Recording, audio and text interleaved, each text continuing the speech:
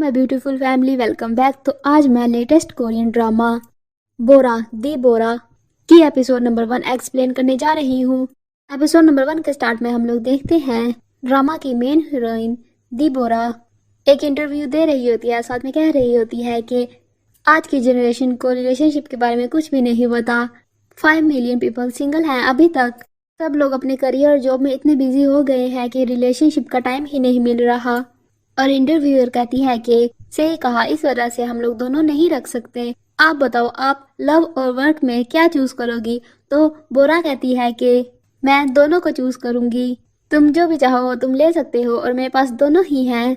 फिर वो आगे इंटरव्यू देते हुए कहती है कि अगर कोई इन दोनों चीजों को रखना चाहता है तो मेरे पास कुछ ऐसी टिप्स हैं। और साथ में ही अपनी बुक की एडवर्टाइजमेंट करने लग जाती है।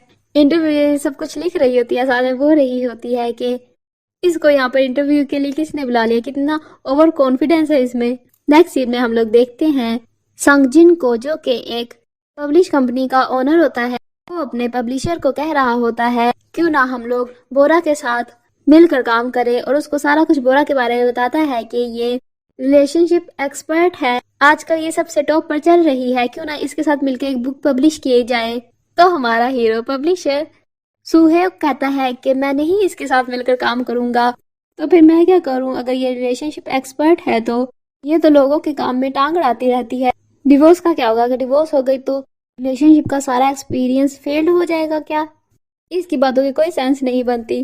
और जाकर अपने टेबल पर बैठ जाता है और इसका इंटरव्यू ओपन करके एक आईडी पर पिक्चर जूम करके कहता है ये तो बिल्कुल सेम इसके जैसी ही है। नेक्स्ट सीन में हम लोग बोरा और उसकी फ्रेंड योजन को देखते हैं। योजन कहती है कि तुमने इंटरव्यू में क्यों नहीं बताया कि तुम इस साल शादी करने लगी हो? बोरा कहती है अगर मैंने ये बता दिया तो वो लोग मुझसे यही पूछेंगे कि तुम्हारे बॉयफ्रेंड ने तुम्हें प्रपोज कैसे किया।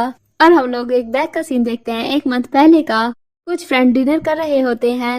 वो लोग बोरा और उसके साथ बैठा हुआ है एक लड़का जोवान, उससे पूछते हैं कि क्या तुम दोनों डेटिंग कर रहे हो? तुम लोगों का प्लान क्या है मैरिज का? जिस पर जोवान बोलता है कि हम लोग इसी साल शादी करने लगे हैं। योजिन कहती है कि ये एक यूनिक प्रपोजल था, लेकिन इतना बैड भी नहीं था। बोरा कहती है लेकिन इसमें कुछ स्पेशल होना चाहिए था, आखिर वो मुझे प्रपोज कर रहा था। योजिन कहती है कि जोवान एक ऑर्डिनरी गाय नहीं है, किसे क्या पता कि वो कौन है। तो बोरा कहती है कि यहीं पे चुप हो जाओ। बोरा ने इंटरव्यू में बताया था कि मेरा बॉयफ्रेंड एक ऑर्डिनरी गाय है, सिंपल सा। तो तभी जोवान की कॉल आ जाती है। बोरा उसे पूछती है कि क्या तुम बिजी हो? तो जवान कहता है हाँ मैं बहुत ज्यादा बिजी हूँ। बोरा कहती है तो कल फिर हम लोग नहीं मिल सकेंगे? तो जवान कहता है कि कल हमारी 3rd एनिवर्सरी है, इतना इम्पोर्टेंट दिन है, मैं कैसे नहीं आ सकता, और मैंने तुम्हें कुछ स्पेशल बताना है। जिसमें बोरा बहुत ज्यादा एक्साइटेड हो जाती है। उसको लगता है कि जवान उसको प्रपोज करेगा। नेक्स्ट सीन में हम एक लड़की को बोमिन को देखते हैं जो घर चुपके से आती है। तो देखती है उसकी बड़ी बहन बोरा सो रही होती है और बोरा शो देखते देखते सो जाती है और ड्रीम में अपना प्रपोजल देख रही होती है, जिसमें हमें पता चलता है कि जेउन कोई आम इंसान नहीं है। वो फेमस चिकन फ्रेंचाइज जिसका नाम मॉम्स चिकन होता है, उसके ओनर का बेटा होता है और वो बोरा को प्रपोज करता है। नेक्स्ट डे संगजिन सोहेok से पूछता है कि तुमने क्या सोचा बोरा के बारे में? तो सोहेok कहता है कि मैं खुद ही नहीं कन्विंस हो पा रहा, तो मैं अपने रीडर्स को कैसे कन्विंस करूंगा, मैं ये कैसे पब्लिश कर सकता हूँ। नेक्स्ट सीन में हम लोग देखते हैं बोरा किसी एक मेकअप आर्टिस्ट से तैयार हो रही होती है। वो मेकअप आर्टिस्ट बताती है कि मेरा बॉयफ्रेंड मेरी कॉल्स नहीं उठा रहा, मैं क्या करूँ? तो बोरा उसे कहती है कि जब एक लड़का किसी लड़की को प्रपोज करता है तो वो कंपनी के न्यू मेंबर की तरह होता है। स्टार्टिंग में वो बड़े जोश से हर काम करता है, फिर लेकिन एंड पे वो तंग आ जाता है और कंपनी को छोड़ जाता है, चाहे कंपनी उसे कितनी बार मर्जी कॉल करे। लेकिन वो कॉल पिक नहीं करता और किसी न्यू कंपनी की तलाश में चला जाता है। इस वजह से उसके साथ इतना चीजी मत रहो, अपनी वैल्यू को समझो। मेकअप आर्टिस्ट कहती है कि कोच आप मुझे बताएं कि मैं क्या करूं। तो बोरा कहती है कि जब वो कॉल करे तो ऐसे प्रिटेंड करो कि तुम लाइफ में बहुत ज्यादा फन कर रही हो उसके बिना। उसको ऐसे बताओ कि तुम्हारे अलावा और भी एम्प्लॉयज हैं यहाँ पर। तो आर्टिस्ट बहुत ज्यादा खुश हो जाती है और उसको मेकअप करती है। नेक्स्ट सीन में हम लोग देखते हैं बोरा जोवान से मिलने जाती है होटल में। जोवान बोरा को कहता है कि मैं तुम्हें कब से ये बात बताना चाह रहा था। बोरा बहुत ज्यादा एक्साइटेड होती है। जोवान कहता है कि मैं बहुत ज्यादा नर्वस फील कर रहा हूँ, और साथ में बोरा अपना फ्यूचर उसके साथ सोच रही होती है। तो जोवान कहता है हमने कर दिखाया।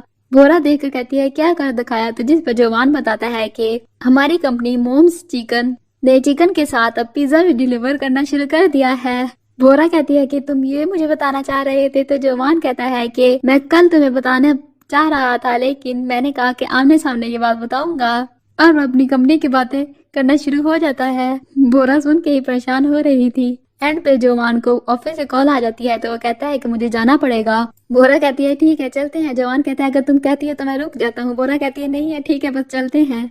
नेक्स्ट सीन में बोरा अपनी फ्रेंड योजुन के पास बैठी ड्रिंक पी रही होती है। योजुन कहती है कि इस बात के लिए वो इतना एक्साइटेड था। बोरा कहती है उसका बस चले तो वो मार्च तक पहुंचा दे अपना चिकन।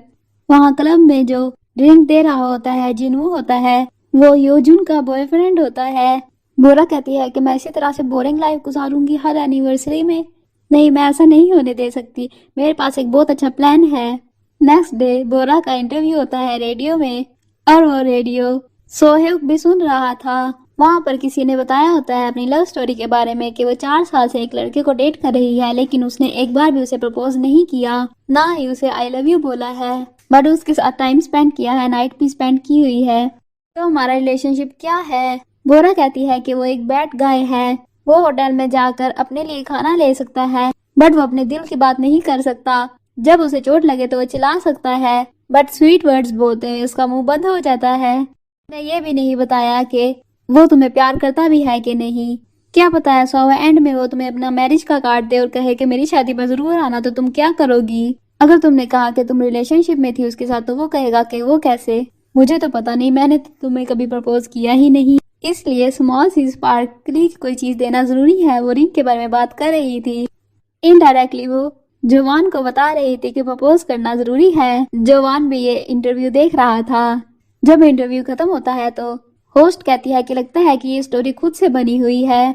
वहाँ की वर्कर कहती है कि मुझे नहीं लगता, क्या पता हो सकता है कि वो लड़का भी अपने आप को सेट कर रहा हो, चीजें चेंज हो सकती हैं अगर हम लोग वेट करें तो होस्ट कहती है बोरा इसे रियलिटी बताओ। बोरा कहती है कि वो लड़का जिससे आपकी कमिटमेंट नहीं हुई तो एंड ही होता है उस रिलेशनशिप का। नेक्स्ट सीन में हम लोग देखते हैं सोहेब को वो रेस्टोरेंट में कोई चीज मंगवाता है तो उसे बोरा की वो बात याद आती। वो सांगजिन को कहता है कि इस लड़की ने मेरा दिमाग खराब कर दिया है। मैंने आज बोरा का इंटरव्यू सुना जो कि बिल्कुल बकवास था, बिल्कुल नॉनसेंस थी।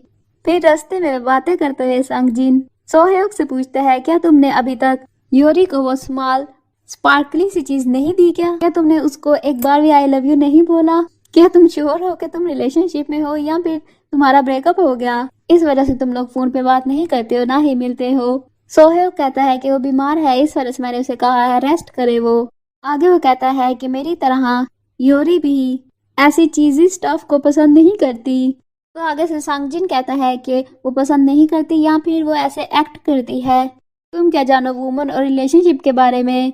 और आगे वो कहता है कि तुम ये जानते हो कोई योरी तुम्हें पसंद करती है, इस वजह से तुम उसके लिए कोई भी एफर्ट नहीं करते। मैं तुम्हें एक बुक रिकमेंड करता हूँ, बुक का नाम होता है what you got wrong about your love life, जो कि बोरा ने लिखी थी। और नेक्स्ट सीन में सोहेब जाकर वो बुक पढ़ने लग जाता है। दूसरी तरफ हम लोग देखते हैं बोरा को जो कि एक शॉप में जाकर रिंग्स देखने लग जाती है, और सोहेब बोरा की 2 और बुक्स लेकर वहां से चला जाता है और सांगजिन को कॉल पे बताता है कि बोरा के साथ क्यों ना मीटिंग की जाए, और उसी शॉप में चला जाता है जहाँ पर बोरा रिंग देख रही थी। बोरा वो रिंग पहनकर शौखी मार रही थी। सोहेब देखकर कहता है कि मुझे ऐसी रिंग दिखाए जो किसी ने पहनी हो। तो बोरा ये सुनकर कहने लग जाती है कि तुम उसको प्रपोज करोगे और उसके साथ नाइट स्पेंड करके कहोगे कि मैं तुमसे शादी तो करूंगा ही, ऐसे मत घबराओ। होशियार कहता है कि क्या तुम मुझसे बात कर रही हो? मुझे लगा शायद इस ऑब्जेक्ट से बात कर रही हो जो तुमने अपने उंगली में पहना हुआ है। फिर सोहेब कहता है कि मुझे ये वाली रिंग चाहिए जो बोरा ने पहनी हुई थी। बोरा ने उस वर्कर को कहा था कि मैं अपने बॉयफ्रेंड के साथ यहाँ पर आऊंगी तो आप मुझे ये वाली रिंग दिखाना जरूर। वो लास्ट पेज था जो सोहेब ले जाता है। बोरा को योजुन की कॉल आती है और कहती है कि पब्लिशर मिलना चाहता है। तो वो सामने देखती है एक रिंग की शॉप में जवान होता है और वो बोरा को बताती है कि वो यहाँ से एक रिंग बाय करके गया है। बोरा बहुत ज्यादा हैप्पी फील कर रही थी और उसे हर जगह वो रिंग ही दिखाई दे रही थी। एक जगह सोहेब बैठा होता है तो बोरा उसे देख कर कहती है कि ये रिंग मेरी है और मुस्कुराती हुई वहां से चली जाती है। वो बहुत ज्यादा खुश थी। सोहेब उसे देख कर घबरा जाता है, वो किसी का वेट कर रहा था। रिंग लेकर, और वहां पर वही लड़की आ जाती है, उसका नाम योरी था। सोहेब कहता है क्या तुम तैयार हुई हुई हो, क्या तुम डेट पर गई थी?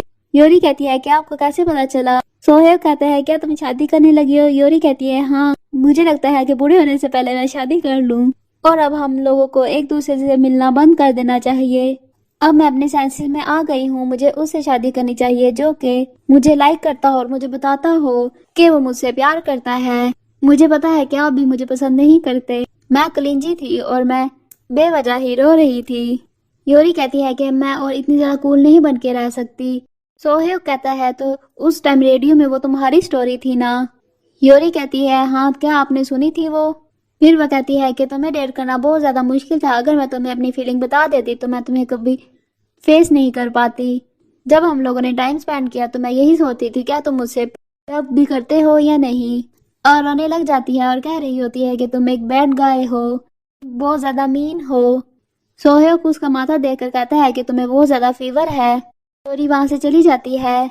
और इस पूरी सीन में मैं यही सोच रही थी कि सोहेब क्लिक निकाल उसको प्रपोज कर, तो फिर मैंने रियलाइज किया योरी के साथ ब्रेकअप होगा तो बोरा के साथ उसका सीन चलेगा ना।